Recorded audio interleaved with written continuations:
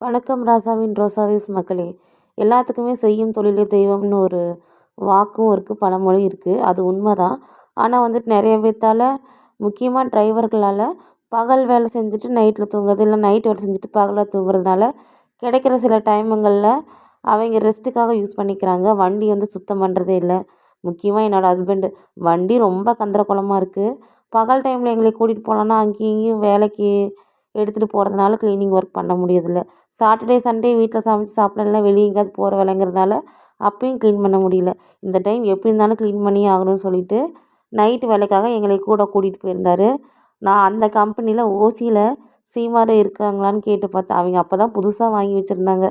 அதை வாங்கி வண்டியில் ஒவ்வொரு இடமா ஒட்டறை அடித்து ஒவ்வொன்றா க்ளீன் பண்ணி ஒரு வழியாக சுத்தம் பண்ணியாச்சு. வண்டி ரொம்ப பார்க்கறதுக்கு பளிச்சுன்னு செம்மையாக சூப்பராக இருந்தது.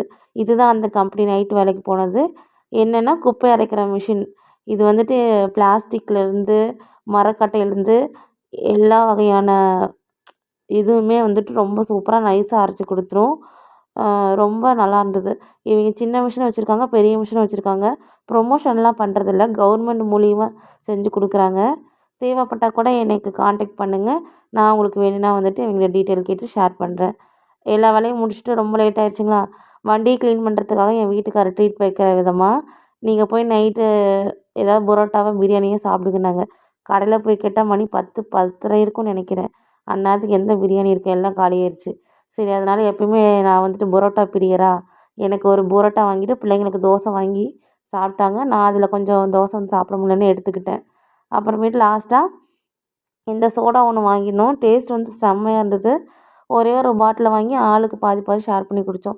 என் வீட்டுக்காரர் வந்துட்டு நீ இன்னும் கொஞ்சம் வாங்கிக்கோன்னாரு. பரவாயில்லன்னு சொல்லிட்டு வாங்கிட்டு நானும் என் வீட்டுக்காரர் அரை பாட்டில் வந்துட்டு குடித்தோம். அந்த கடையில் வந்துட்டு பிரியாணி சாப்பிட்டா வந்துட்டு மிட்டாய் எடுத்து வர்றது வழக்கமாக வச்சுருந்தோம். மேக்ஸிமம் கடைக்கு போனாலே இந்த மாதிரி மிட்டாய் ஆட்டையை போட்டு வர்றது ஒரு பழக்கம். வீட்டுக்கு அள்ளிட்டு வந்து திங்க ஆரம்பிச்சாச்சு.